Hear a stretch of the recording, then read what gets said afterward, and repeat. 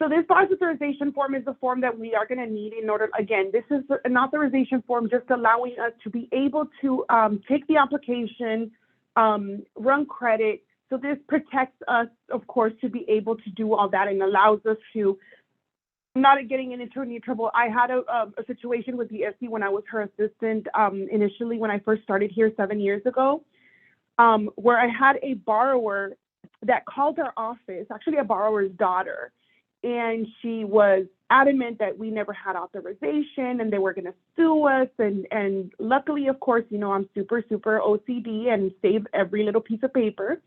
And I went, got the file, and we had the form signed by the dad. And the only thing I told her is that I couldn't disclose any information to her, that, of course, we had to speak to the father. When the father called, you know, I told him he could come in and we could provide him a copy of the form he signed. And, you know, again, that protects us, you know, to be able to run credit and have that information. So this is that form. If you guys have not seen it, if you don't have it, let me know and I can email it to you. So basically, it does ask for a signature. This portion here, they can complete it in writing or you can, and then there's Social Security. The other form that I was mentioning, I actually do have it here. I lied. So I am going to go ahead and update this. Like I said, I will send it to everybody. It does state that it's for appraisal purpose report only. In the renewal class, if most of you guys already took the class, you should have, because it's already the third.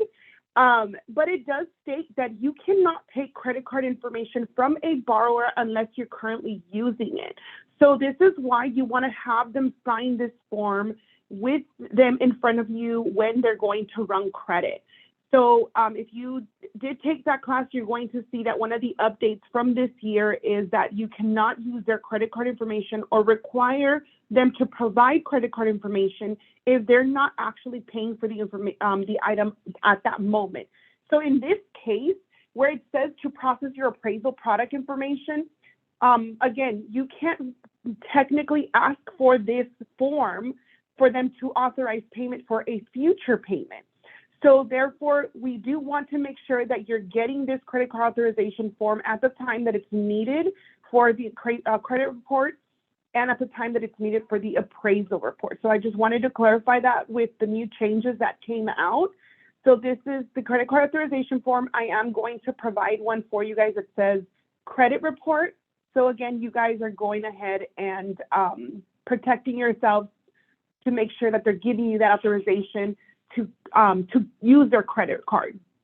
So this here will be updated a little bit. Of course, it's not going to say address for the property. It's just going to have the credit report. And it's, of course, as you can see, this is the information that they need to complete the highlighted portion, which would be, of course, you know, credit card information, expiration, all that good stuff. So they do need to complete all this. And, you know, when it says to authorize, this will be if they're authorizing, I believe for, I always forget the amount, but I think it's $29.50 for a single person and $50.25 for a couple. So just keep that in mind. You have a chat. Can we do DocuSign at Word? For the credit card and the bar authorization, yes, I have seen people get DocuSign, Dominic. The only thing that for the bar authorization in the future, there are some vendors that don't allow DocuSign. But if, let's say, for instance, in the moment you're doing a credit application and you need to get their authorization, I've done it before, where in that moment, I just want to make sure I'm protecting myself. So I'm getting them to do a DocuSign. So yes, I would definitely do that. Just keep in mind that some vendors for your borrower's authorization, which is this form here, will require a wet signature. And that, what I mean by that is it could be like a verification of employment or anything like that. So sometimes they do require a live signature.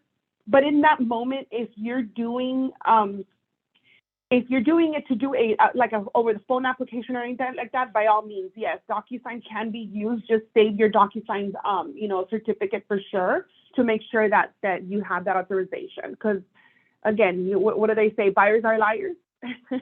So we need to make sure, that we're protecting ourselves all the time to make sure that, all this is always to protect not just ourselves, but the consumer, because at the end of the day, what we're trying to do is give them a service.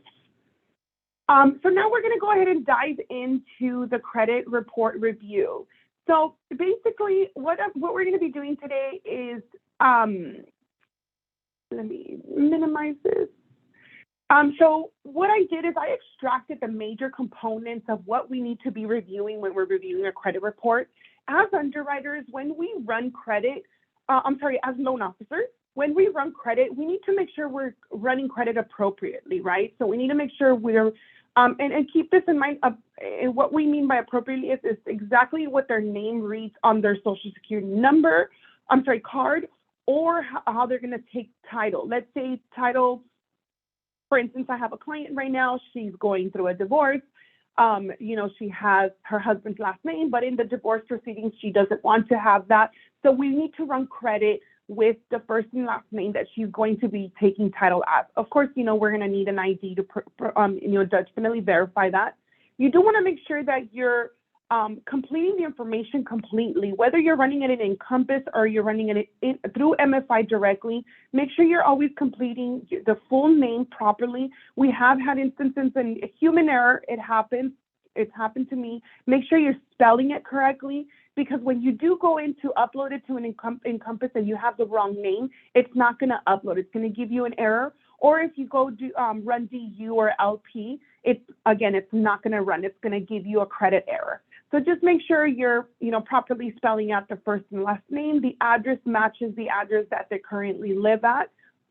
Their date of birth is on there. We do see a lot of the times the dates of birth are missing. It's super important because you do have a junior, a senior, the third. My son's the third.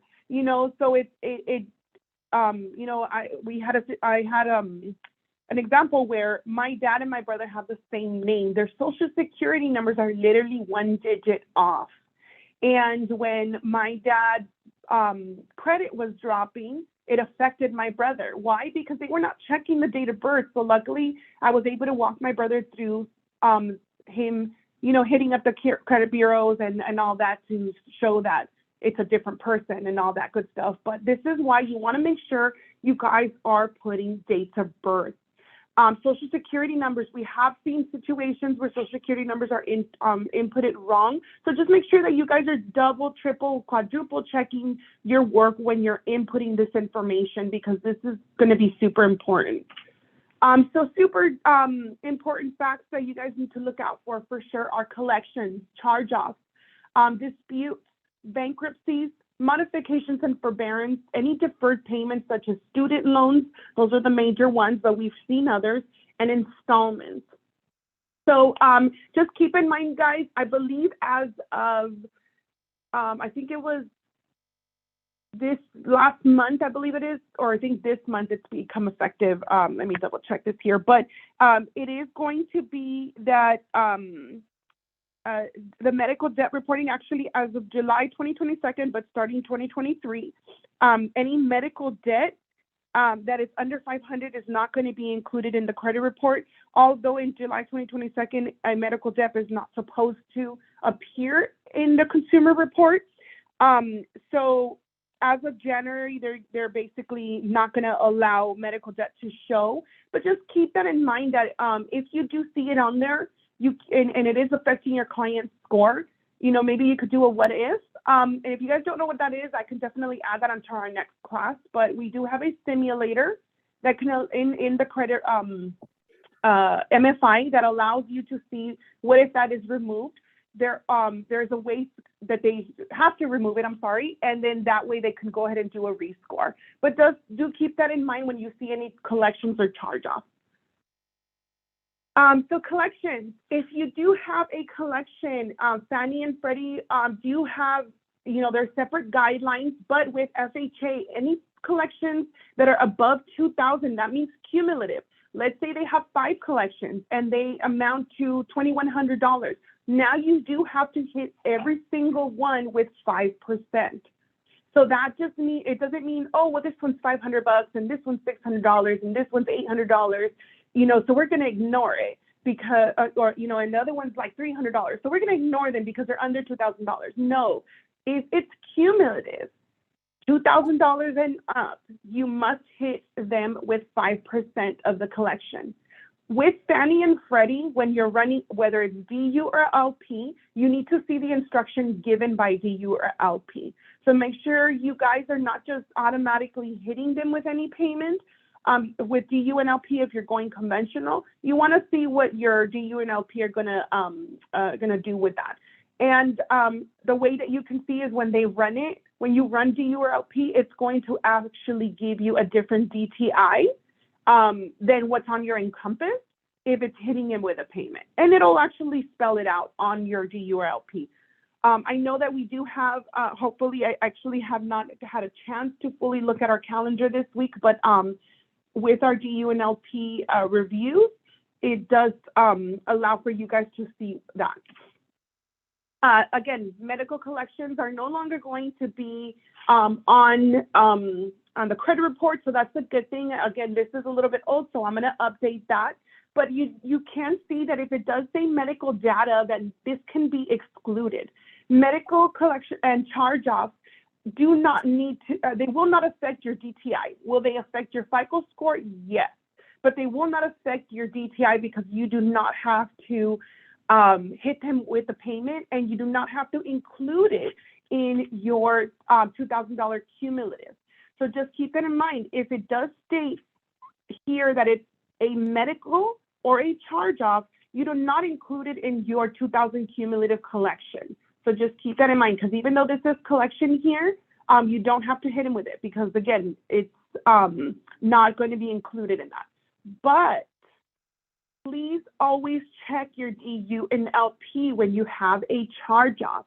We had a situation not too long ago where we had a charge-off where our, I believe it was DU, was requiring for that charge-off to be addressed. If it states that, your borrower needs to address it, whether it's paying it off or we have to hit him with a payment, something like that. So you do want to always make sure that it's in your DU or LP. If you have any type of charge-off, that it either states to just leave it alone or to address it. So it will read this information. Let me see if there's any questions. Okay. Disputes. Excuse me. Let me see. Oh, excuse me. So if it's a charge-off for a car, you don't have to hit him with the 5% with FHA. You do have to let DU let you know though, because you normally with charge-off, it's like kind of like a wash, right? Because they've already charged off that debt. It's no longer a collection, an active collection. They've charged off that debt, and they're just basically ruining your credit with it. But with FHA, of course, FHA is super strict, so you do want to make sure you're taking a look at your DU when you run it, because if it does ask you to address it, it'll state whether you need to hit them with a payment or they need to address it in some way. So yeah, with Angelica, with FHA, you want to make sure with your DU, you're just seeing what your DU reads as far as that charge off. You don't automatically hit them with a payment. The same with a collection. But with conventional, again, you just go with your DU or LP, but normally with conventional charge-offs are usually, the majority of the time that I've seen, it doesn't really, hit you with anything. Disputes. Guys, this is major. We love to overlook disputes as loan officers, right? Like if you, oh, well, this is a charge-off, let's move on. No, if you see a consumer dispute, please, please, please review your DU or LP findings. In one of our situations that we had on regards to a dispute, this particular, and actually this is the actual file. I just basically went ahead and put this, I added this on after we had the situation. When we went to sell this in the secondary market, the dispute was not addressed and the loan could not be sold. And here's why.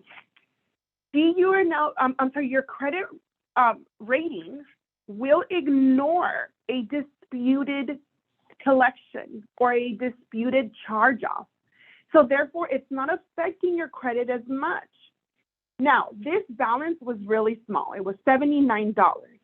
But the issue with these disputes, if they're not satisfied or removed, is that it can cause for when you do a credit rescore after the dispute is removed.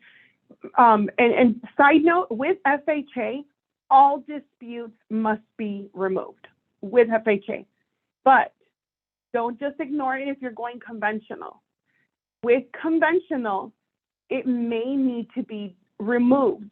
Your DURLP will tell you. So in this situation that we had is the balance was small. It was $79, wasn't a major thing. But when the borrower went to do the rescore after removing the dispute or rerunning the credit, his credit cycle dropped majorly. And therefore the file was now a big problem. So you guys want to make sure that this is another thing you guys are taking a look at. Disputes is major. It will affect your FICO score once the dispute is removed. Again, we always learn things, through experience. So this is one of the ones that was definitely a learning experience. So just make sure that if you guys see, a collection or a charge-off, don't just skip through it. Make sure you guys are reading your notes here and seeing if there's a dispute. Bankruptcies. So I did put a little cheat sheet here on with regards to bankruptcies. With Chapter 7, FHA waiting period is 2 years. Conventional is 4. But, as you can see, we do have, the little breakdowns of whether it's a short sale, foreclosure, or bankruptcy, the waiting period. So I can provide you guys with this little cheat sheet, but just make sure that you guys are, if you do see a bankruptcy, we are going to need the full bankruptcy paperwork. We do need to see the filing if it was dismissed. We are going to go based on not the reported date, because I have had some people get a little bit, I'm sorry, not the date filed, I apologize. So we have some people that get a little bit confused on that. It's discharge date or dismissed. So the waiting period will begin from this date here where it says segment. Do take a look at here where there is a Chapter 7 or Chapter 13, anything like that you guys see here, just do take a look at that and make sure that you're, getting that paperwork so that we could see. I had a great scenario. I had a client that called me off of Yelp, and he said, was very forthcoming. I just filed bankruptcy. This is my situation, da-da-da-da-da. I did have to hit him with the wife's credit because we were going FHA. But what we noticed is that even though the main person on the bankruptcy was the husband, for some reason or another, the wife's credit still showed all the collections. Even though, of course, in California, of course, community property, you file bankruptcy, you filed as a married couple, right? I was able to go through, and I had to do a little homework, the entire bankruptcy paperwork and exclude the majority of the bankruptcy collections on her credit report because it was affecting my DTI. This borrower called me because he had been denied by 2 other banks because they didn't want to do their homework. So, that it was a great experience because this client was like, you've been amazing. You've done this for me because, he was a little bit, unfortunately, this guy had HERO, so he had to refinance. And this is why he was desperate to refinance. But anywho, we were able to do the file. We were able to take a look at the bankruptcy paperwork, review it, and compare it to the credit reports. And we were able to get the deal closed. So it's just a little bit of homework, guys, but make sure that you're always getting that bankruptcy paperwork. If your borrower has lost it, let us know. We do have a system in-house where we can get it online. It does cost the borrower a little bit of money, or they can go directly to the courts and ask for a copy. And I think they charge them per page. So again, make sure you guys are taking a look at your discharge date. And then again, we do have this little cheat sheet. I can send it over to you guys. Of course, mortgage, laws and regulations are ever so changing. So we'll definitely keep you guys posted if this changes in any way. Sorry, it kind of like freezes on me over here. Loan modifications and forbearance. Most people are out of forbearance already, but we have seen some instances where people are still in forbearance. Do keep in mind, you guys want to make sure that you are asking for their modification paperwork or their forbearance paperwork. The forbearance paperwork looks almost just like a modification paperwork, so just keep that in mind. You do want to look for those terms. Another thing is, and this is just a side note as far as qualification, with FHA, they do require 12 consecutive payments for any cash out loan or 3 for a refinance rate and term after modification. So they must be current. I believe conventional is the same. They need 3 payments after, not modification, after the forbearance. So just do keep that in mind if you guys are going to work with these type of clients that have done forbearance. Make sure you guys are getting that paperwork and taking a look at their credit reports. In light of, COVID and a lot of people doing the forbearance, we did have a situation where we had a borrower who submitted the forbearance paperwork, I think it was a couple of days too late. And she had tons of late showing up after she had gotten into forbearance. She provided us proof that she had been making payments, but unfortunately the bank would not work with her to remove the late. So, do keep in mind to make sure that you guys are just looking at your late dates. Unfortunately, when we started doing the loan, the late dates did not pop up because when we did a credit refresh, that's when they popped up. It was a little bit weird, but that's what this bank did to her. And she just gave up. She didn't want to do the loan because she didn't want to fight with the bank on clarifying the dates, because all they asked for her was proof that she had sent it prior. But anywho, it was unfortunate that one did not get closed, but do make sure that you guys are looking at that modification paperwork and the forbearance paperwork. Another case of the modification and why you want to look at the modification paperwork. A client that I had, she was super excited. The rates were super low. She wanted to refinance to, a shorter term loan, not knowing that she got into, I believe it was called a HARP or a HAMP, I'm not really sure, loan modification.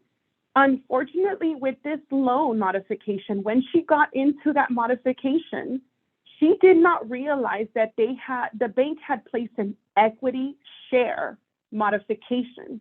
What does that mean? The equity share basically means that when they went to either sell or refinance, the way the modification that was given to them worked was they had to do a BPO. The bank had to do a BPO and had to come out and see what portion of that equity that was on that house belonged to them. So the payoff was not, they thought they owed $180,000. The payoff was now $250,000 because of the equity share that they had on that modification. Again, learning lessons, right? I had seen tons of modifications. I had never seen an equity share modification. When I went through the whole modification with them, because they didn't have a copy of it, so we had to go back to the bank and request it and all that good stuff. It had to be mailed to them. It was a learning lesson for sure, but it was a great learning lesson because now I can share that experience, right? They still moved on with the refinance because unfortunately I told them they didn't really have an out unless they wanted to hire a lawyer. But based on that modification paperwork, it was very clear. They had an equity share modification. So keep that in mind, guys, because like you said, in this case, let's say they owed $152,000. Well, no, at the end, it was so much more because they had to pay the bank the additional equity share. Deferred payments. When it comes to student loans, make sure you guys are hitting them with those payments. They're always going to show with a 0 when they're deferred. And also make sure that they're current. I did have another situation where I had a client who came in, they were, a couple, and they wanted to buy a home, their first home, but my client had, I right away, I saw that he had a federal loan, and in that federal loan, it said federal delinquency or something like that, right? So it was in collections and all that good stuff.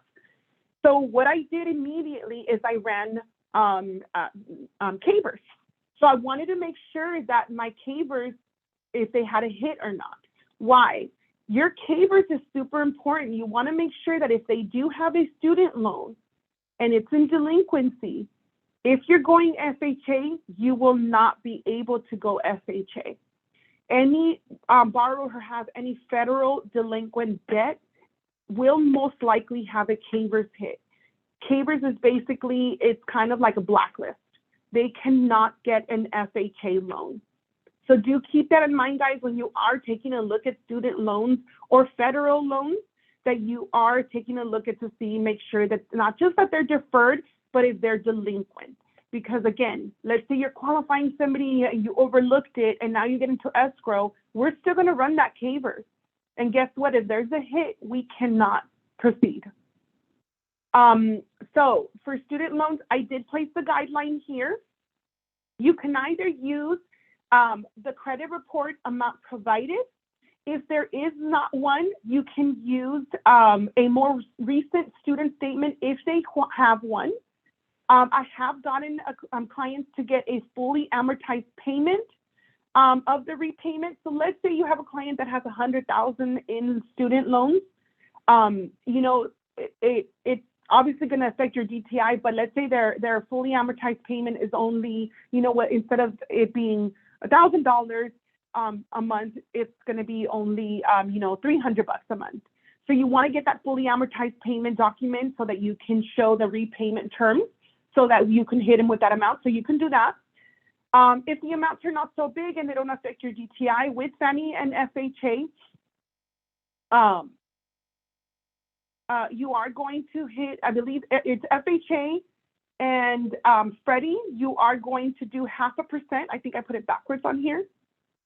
Sorry, I can adjust that. And with Fannie, it's 1%. So do keep that in mind, guys, that it's not 0.5% across the board. It is FHA and Freddie, it's 0.5%. Or did I say it backwards? George, it'll basically stay down here. So it'll look like, let me go back here to see if I have like a collection one. So it'll basically show like this. It'll have late. You'll see lates like that. And it will say that it's in collection. I did not put an example because I did have one of a student loan, but at the bottom you will see under terms that it does have late. And usually it has notes here if it and mine with my client, and I will put a sample on the next class if we ever review this again. It will have here that it'll say a federal debt or federal delinquency. So it will say that. So once you notice that under here, you will be able to notice that it is super important for you guys to address it. Now, when it comes, again, when it's zero, just make sure, I think like I said, I put this backwards, FHA and Freddie, it is 0.5%, Fannie, it is 1%. So just do keep that in mind that you do have to hit him with, and that's basically on the balance owed. So not this part here, and I know this is not the full credit report, it's always gonna be on your balance owed here. Oops, sorry. Installments. Installments is another big one that we do see that, so with installments, two different things, and I did not add it here, and I do apologize again. This is from a class that I did over 6 months ago, so I'm gonna definitely update this. But with installments, if it is an auto loan installment and has less than 10 payments, you can exclude the debt. How you do that is in your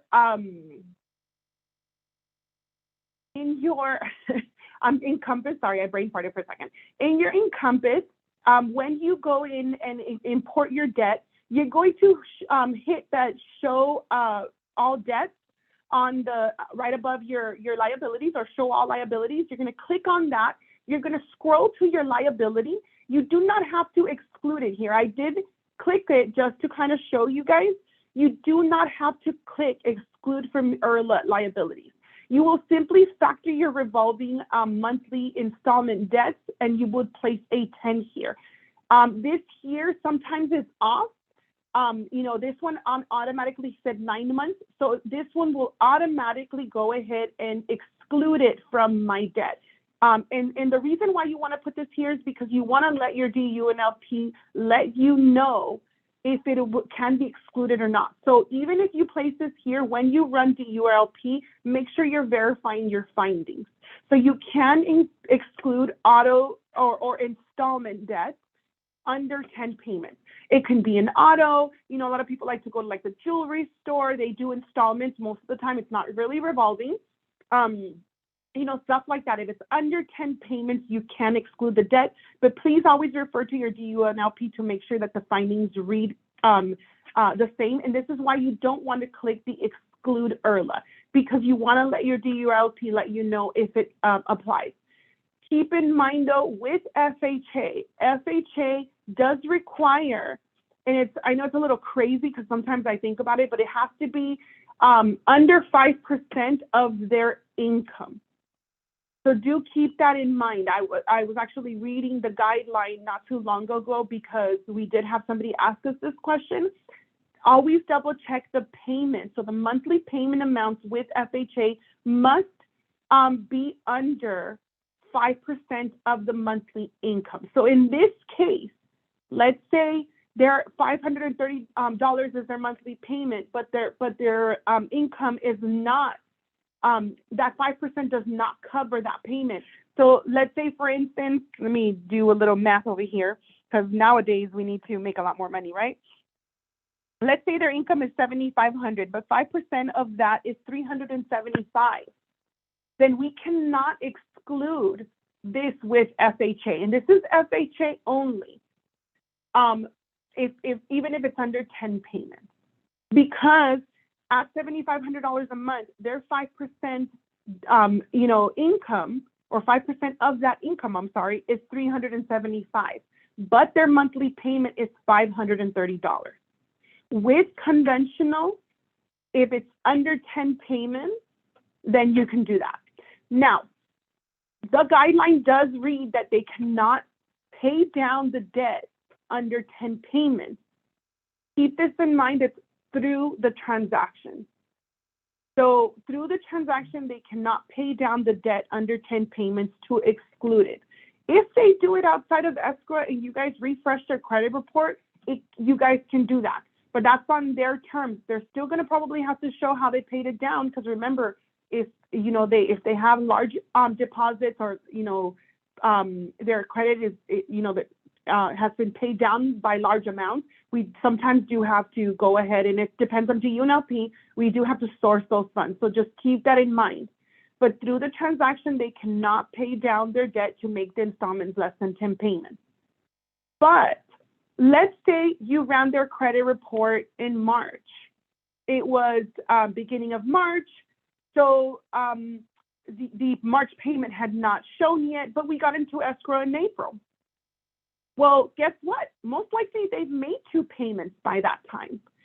What you can do is provide us with an updated statement of that installment, and we will go ahead and update this balance and make sure that we exclude that payment for you. So just do keep that in mind.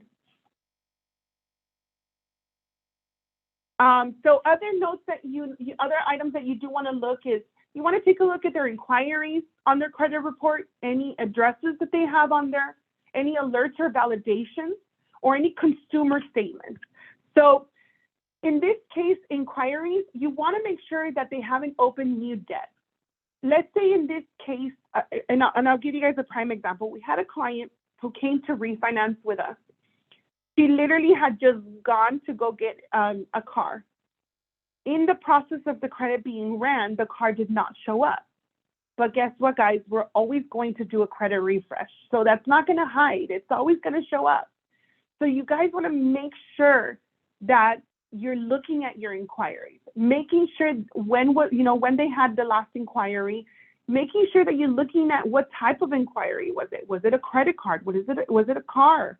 Maybe they didn't get a car at that moment, but they did get it maybe a month later. You guys want to make sure that once you see these inquiries in front of your client, you're asking them, why did you pull your credit? Or did you buy a new car? Anything like that. So that you're verifying those trades, and you want to verify, let's say, for instance, they got a new credit card in October and it doesn't show up in a credit report. You want to make sure why. Maybe they just got it, but they never actually, use the account. So you want to make sure you're getting a letter of explanation as to why, these inquiries. Like, for instance, this one is, was it MPRC? I'm not sure what that is, but Community Capital is normally store credit cards. And these affect credit FICOs really bad. And I always tell clients, just don't even, it's not worth it. That 10%, coupon is not worth it. But just make sure you guys are verifying that. Addresses. I had a situation where I had a client that had an address on here, and they were purchasing a home. They had a home in San Diego. They were moving over here to LA because of a cleaning service they had, but they had an address on here, and it'll state whether they're the owners or they have any type of mortgage company or something like that. It will state it. This particular one does not really state it because it was an apartment, but if they're owners, it will state it. In that situation, I ran the property profile, and I saw that they were owners of it. And I asked them about it, and they're like, oh, no, we sold that to our brother. Well, they never physically sold that property. It was not a single-family residence. It was an actual, like an RV type. It was like sort of like a manufactured home. Luckily, we had paperwork and we had paper trails showing that the brother-in-law had purchased it, but they never filed it because the brother-in-law just didn't want to pay additional taxes, right? Which is crazy. But again, you guys want to make sure these addresses, these borrowers don't have additional properties because a lot of the times they want to hide it. So just make sure you guys are looking at the dates here in the previous 2 years and run property profiles. And it will say here how it says own or rent. Sometimes it does state rent, own. So I have seen that. So just keep that in mind when you're verifying your addresses. Alerts and validations and consumer statements, fraud alerts. You guys want to make sure, why is there a fraud alert? We have had several borrowers that have come here with fraud alerts because of identity theft. So we just simply need to know what was done to prevent it. The outcome. A lot of the times it'll state that there is a fraud guard, or I think it was called Hawk Alert on their credit report. So just a simple explanation what happened. We've had clients that give us the police reports, all that good stuff. So make sure you guys are taking a look at this, because this is going to be addressed by your underwriter. Any COA codes, these again are just I had a situation where, especially with FHA, they do require, if you're going to exclude an account, for it to be a joint account. And we had one where it stated an A, and nobody knew what it was. We were like, what is an A? What is an A? We're trying to look for it and everything. We called MFI. They didn't even have the COA codes. I found them, and I got a copy of it.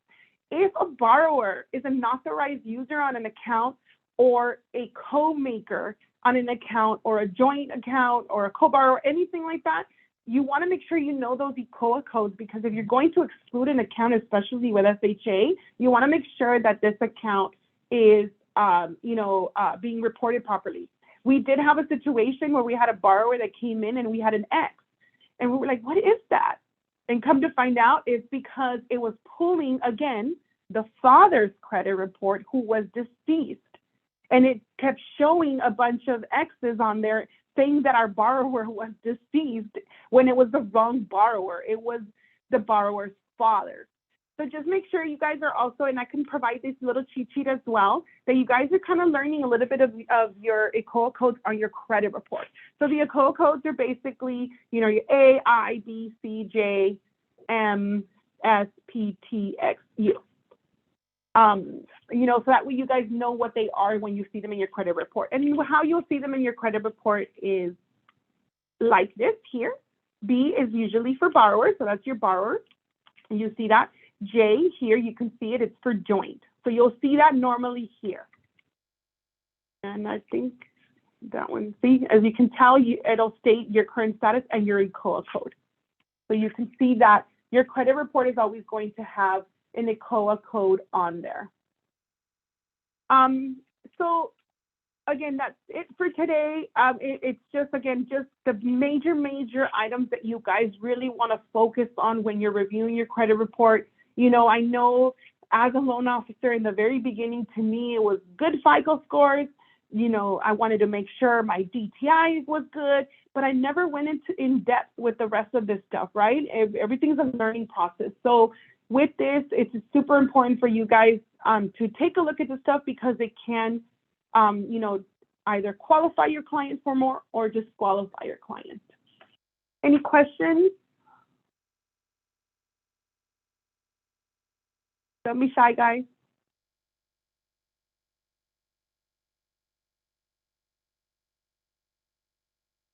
I lost you guys. Do you guys have any questions?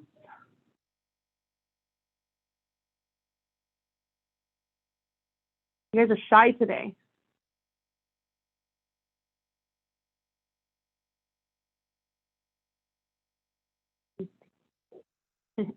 Thank you, Angelica. Really appreciate it. If you guys don't have any questions, I can definitely, again, I'm going to just modify this a little bit for you guys, and I can share this. I can share, again, our little cheat sheet here for bankruptcies, foreclosures. Again, the same thing with that we were mentioning with foreclosures, modifications, and forbearance. Just make sure you guys are getting that paperwork. The deferred payments. And then I can share this little cheat sheet as well, so that you guys, when you guys are taking a look at your credit report, you guys can have that. So again, if you guys need that information, I'm going to put my email here. It's jymunoz@icorelending.com.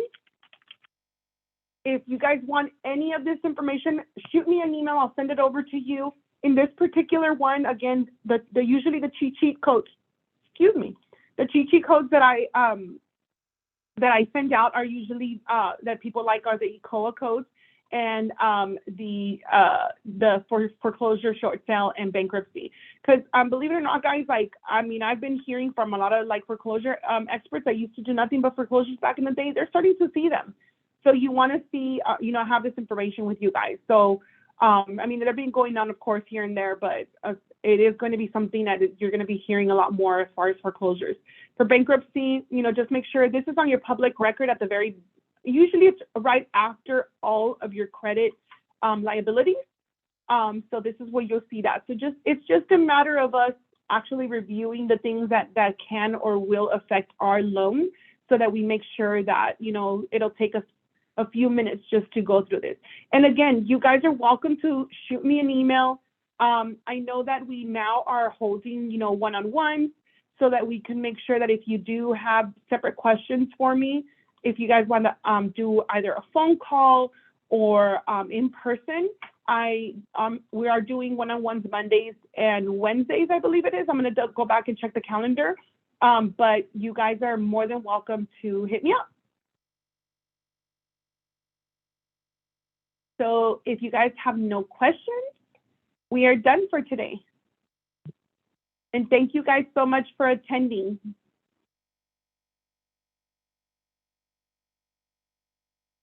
Thank you, guys. Thank you.